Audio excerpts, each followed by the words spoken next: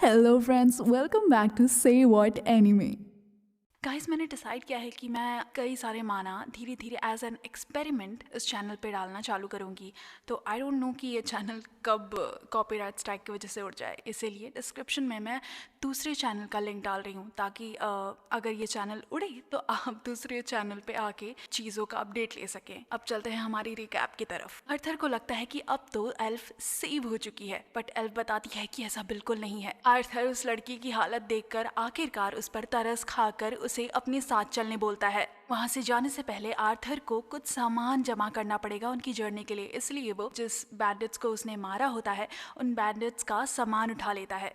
उसे पता नहीं कि वो कितना ज़्यादा ट्रैवल करने वाले हैं, इसीलिए उसे जितना सामान हो सके उतना सामान जमा करना सही लगता है। कैरिज तो टूट चुका है, इसलिए वो कैरिज का इस्तेमाल नहीं कर सकते और वुल्स को साथ में पालना तो अब उनके बस की बात नहीं है, इसलिए वो वुल्स को खुला छोड़ देता है जंगल में। आखिरकार उसे एल्फ के लिए कुछ कपड़े भी मिल जाते हैं। दोनों अब साथ में एक डायरेक्शन में चलना चालू कर देते हैं। इस एल्फ का नाम है टशा एरालफ।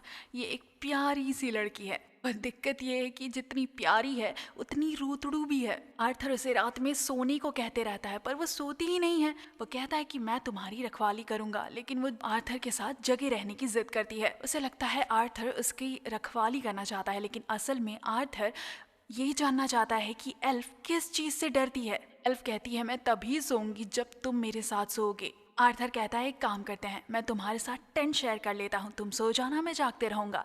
एल्फ कहती है कि मैं तुम्हें तुम्हारी सेफ्टी के लिए मेरे साथ रहने बोल रही हूँ।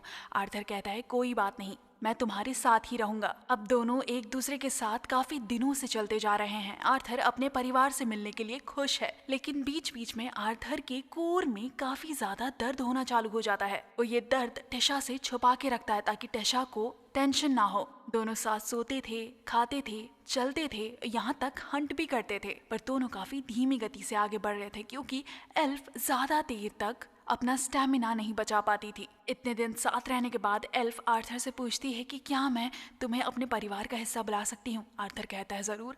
एल्फ ये सुनते ही नाराज हो जाती है। वो कहती है कि तुम ऐसे कैसे मान सकते हो इतनी बड़ी चीज के लिए। एल्फ को मनाने के लिए आर्थर अपना रिएक्शन चेंज करके बढ़ा चढ़ा के एल्फ का धन्यवाद करने लगता है कि आपका शुक्रिया हो मोहतरमा, आपने मेरे जैसे गरीब को इजार्ट कहकर बुलाए। दोनों की मेंटल एज तो डिफरेंट है, लेकिन उनकी फिजिकल एज काफी ज्यादा मिलती जुलती है, इसीलिए दोनों क्लोज भी हो चुके हैं। काफी समय बाद आखिरकार वो लोग अपने डेस्टिनेशन पर आ चुके हैं। आर्थर को कुछ ज्यादा नहीं दिख रहा, उसे बस लंबे लंबे पेड़ और कुछ घास फूस दिख रहे हैं। टशा इसी बीच कुछ पेड़ों को छूना चालू कर देती है और अचानक से उनके लिए एक मैजिक एंट्रेंस खुल जाता है। वो पोर्टल के अंदर जाकर एक बड़ी सी अमेजिंग जगह पर एंट्री ले लेते हैं। एक साथ कई सारे आदमी आकर अपने घुटनों पर बैठ जाते हैं। ये सारे अपनी प्रिंसेस का वेलकम करने आए हैं। आर्थर को विश्वास ही नहीं हो रहा कि ये प्रिंसेस है। लेनोआ के किंग और क्वीन वहाँ भागते भागते आते हैं और अपनी खुशी जताते हैं कि उनकी बेटी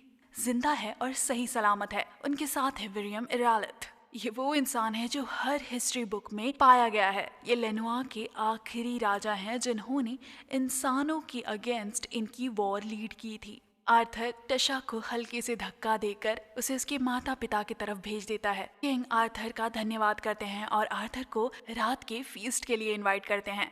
उनके बोलने के तरीके से तो लग रहा था कि वो आर्थर को बड़े प्यार से इनवाइट कर रहे हैं, लेकिन उनके आंखों से साफ साफ नजर आ रहा था कि वो आर्थर को ऑर्डर दे रहे थे। आर्थर बड़े प्यार से उनका ऑफर एक्सेप्ट कर लेता है। सबके सामने ही टशा आर्थर का हाथ पकड़कर उसे बोलती है कि तुम्हें मुझे कई सारी चीजें दिखाना है। जब आर्थर को पता चला था कि टशा एक प्रिंसेस है, उसे लगा था कि ये बड़ी कासल में रहती होगी, पर टशा तो इससे भी कई ज्यादा ग्रैंड मेंशन में रहती है। क्वीन सारे हेल्पर्स को ऑर्डर देती हैं आर्थर की सेवा करने का। इससे पहले कोई कुछ करता, आर्थर उन सबको वहां पर खड़े रहने बोलता है और बताता है कि मैं कुछ आपको एक्सप्लेन करना चाहता हूँ।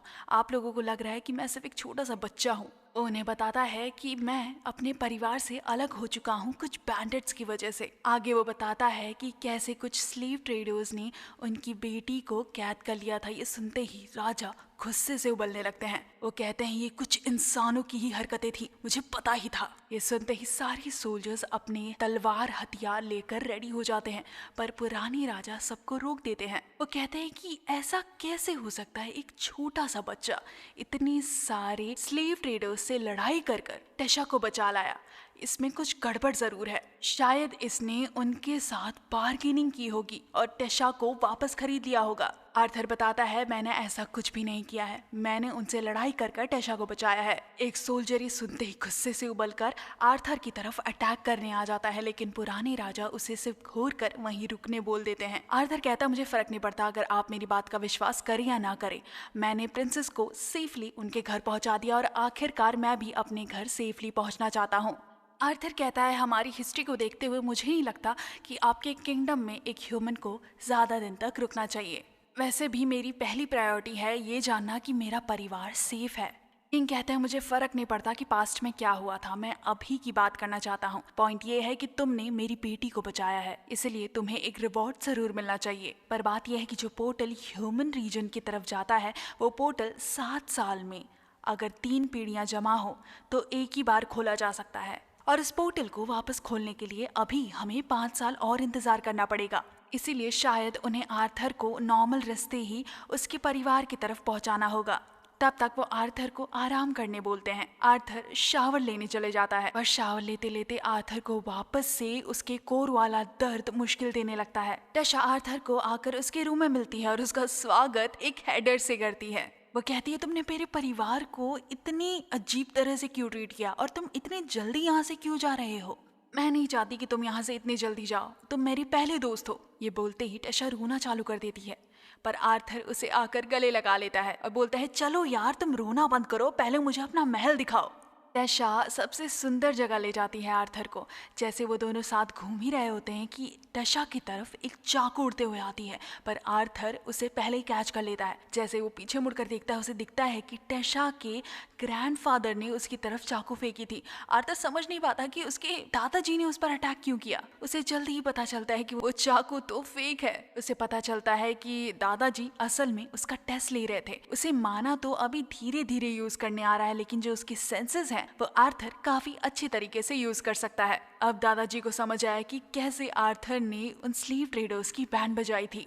दादाजी आर्थर को एक लकड़ी की तलवार थमाते हैं और आर्थर वो लकड़ी की तलवार यूज करके तुरंत दादाजी पर वार करना चालू कर देता है। वो सबसे पहले दादाजी की गर्दन पर वार करता है, पर प्रॉब्लम ये है कि ये तो दादाजी की रेसिडुअल इमेज है। दादाजी अचानक से आर्थर के पीछे आकर उस पर अटैक करते हैं, लेकिन आर्थर खुद को प्रोटेक्ट कर लेता है। अब आर्थर लकड़ी की तलवार यूज करके फायर मैजिक यूज करना चालू कर देता है। वो दादाजी के करीब आकर तो वार करना चालू कर देता है, लेकिन दादाजी उससे उसकी तलवार अलग कर देते हैं। दादाजी आर्थर पर अटैक करते हैं, पर आर्थर घूमकर उनका अटैक डॉज करते हुए दादा पर ही अटैक कर देता है। दादाजी को समझ ही नहीं आ रहा कि सच में ये लड़की ने उन पर अटैक किया है। दादाजी आर्थर के साथ एक और राउंड बैटल करना चाहते थे, लेकिन टेशा कहती है आज के लिए इतना काफी है। टेशा कहती है आपको आर्थर पे थोड़ा कम वार करना चाहिए था, वो एक बच्चा है। दादाजी कहते हैं कि मुझे बहुत दिनों बाद ऐसा ओपोनेंट मिला है। आर्थर ये सुनकर खुश तो हो जाता है, लेकिन दादाजी आगे उससे पूछते हैं कि क्या तुम मेरे स्टूडेंट बनना चाहोगे? आर्थर कहता है ऐसे कैसे हो सकता है, एक ह्यूमन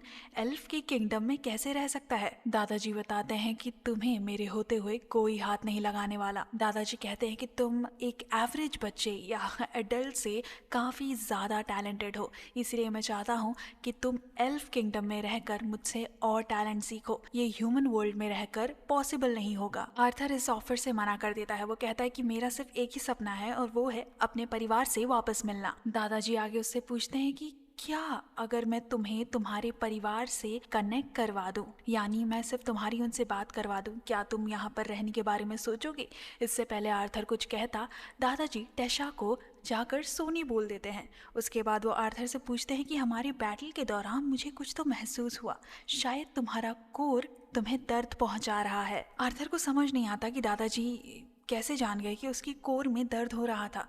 दादाजी कहते हैं ये सब उस बीस्ट की वजह से हो रहा है। बीस्ट के कई सारे क्लासेस होते हैं, उन क्लासेस पे ही डिपेंड करता है कि वो बीस्ट अपनी ताकत अपने परिवार या किसी ऐसे इंसान को दे सकते हैं जिनसे उनका काफी स्ट्रॉन्ग कनेक्शन हो। शायद आर्थर को इतनी सारी ताकत एक साथ मिलने की वजह से आर्थर का कोर अब पेन करना चालू कर रहा था। दादाजी ये सब इसलिए जानते थे क्योंकि दादाजी भी एक बीस्ट टेमर थे। दादाजी कहते हैं अगर तुम्हें तुम्हारा कोर इसी तरह बुरी तरह दर्द देते रहा तो तुम शायद अपने परिवार से कभी वापस नहीं मिल पाओगे। दूसरे दिन टेशा काफी हंसी खुशी आर्थर को उठाने आ जाती है। बाहर आके देखते हैं तो दादाजी किंग और क्वीन से लड़ाई कर रहे हैं कि आर्थर को यहीं रखा जाए।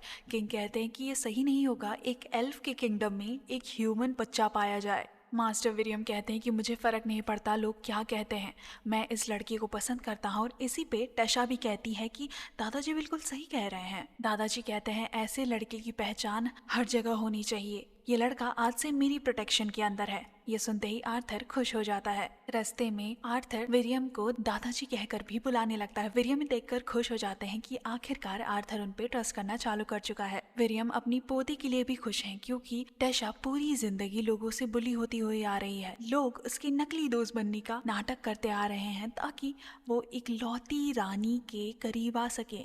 जितना वो आर्थर से मिलने के बाद मुस्कुराई है, इतना वो अपनी पूरी जिंदगी में नहीं मुस्कुराई है। आखिरकार ये लोग अपने डेस्टिनेशन पर पहुंच चुके हैं, जहां उनकी मुलाकात एक बुजुर्ग औरत से होती है। इनका नाम है रिनिया डार्कैसन।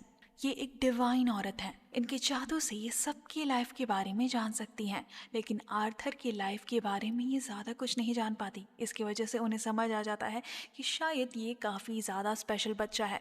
लेकिन वो लोग यहाँ आर्थर की लाइफ के बारे में नहीं जानने आए हैं। यहाँ वो लोग आर्थर और उसके पेरेंट्स के बीच में बात कराने आए हैं। वो उसके सामने एक वाटर की बकेट रखती हैं और बोलती हैं कि अपना माइंड क्लियर कर लो। यही खत्म होता है आज का एनीमे एक्सप्लेनेशन। मिलते हैं नेक्स्ट एपिसोड में, तब तक लाइक, कमेंट, शेयर, सब्सक्राइब करना ना भूलें।